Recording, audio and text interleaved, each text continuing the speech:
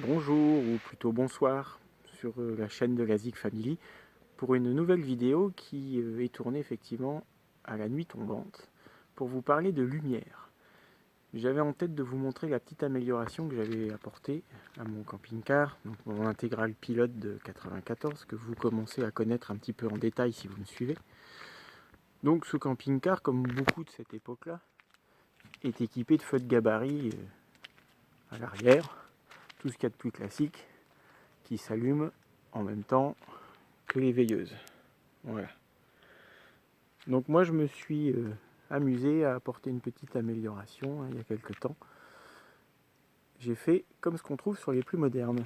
Ça se fait beaucoup aujourd'hui, ils l'ont presque tous. J'ai rajouté des feux de gabarit sur l'avant, le milieu et l'arrière. Vous voyez ? Alors rien de très compliqué encore une fois, juste un petit peu de méthode.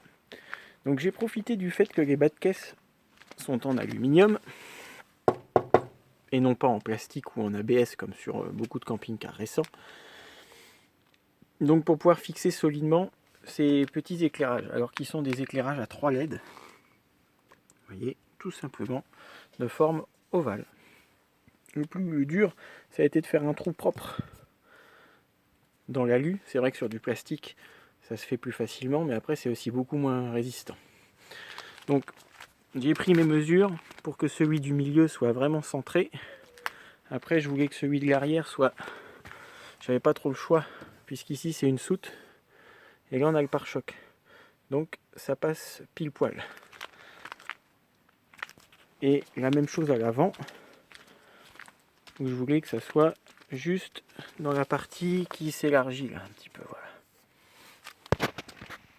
Donc une fois les mesures prises, c'est la même chose de l'autre côté. Je vous montre, puisque à l'arrière on a aussi une soute qui donnait d'office l'emplacement. Vous voyez, hop.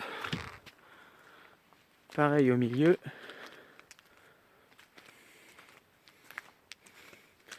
Et à l'avant. Bon, celui-ci là éclaire un tout petit peu moins en ce moment. Quand le contact est mis, il doit y avoir une masse un petit peu limite, il faut que je revérifie ça. Donc ensuite pour le câblage, comment j'ai fait ?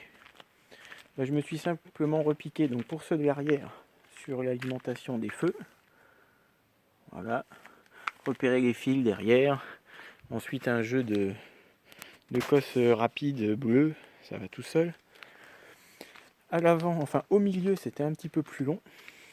Je me suis repris sur l'alimentation arrière, j'ai tiré un fil qui passe tout le long et j'ai rechopé des masses sur le châssis. Sachant qu'à l'avant, c'est repris sur les veilleuses, donc dans les phares. J'ai décidé de reprendre des masses supplémentaires pour être sûr de mon coup. Je vais vous montrer ça.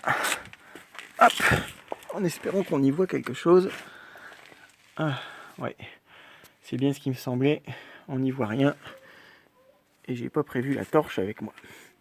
Bon, donc ici, là, vous avez les fixations du châssis, du plancher sur le châssis du camion. Donc il y a des boulons, voilà, j'ai tiré un fil, pas de souci.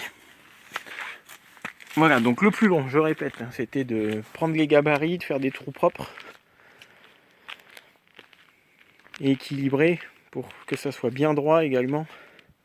Après le câblage, c'est un petit peu de temps à passer, mais voilà. Rien de bien dingue. Et je trouve que le rendu est sympa. Non seulement ça le modernise, puis pour la sécurité, c'est aussi meilleur. Parce que sur celui-ci, il n'y avait pas de feu de gabarit en haut. Donc, quel que soit l'angle sous lequel on le regarde, ça fait une petite touche lumineuse plus sympa. Voilà, un petit détail, mais j'aime bien les détails. Et puis, ça personnalise un peu le véhicule. Donc, si vous voulez des précisions, n'hésitez pas, comme d'habitude, en commentaire. Voilà, allez, à tout bientôt, bye bye.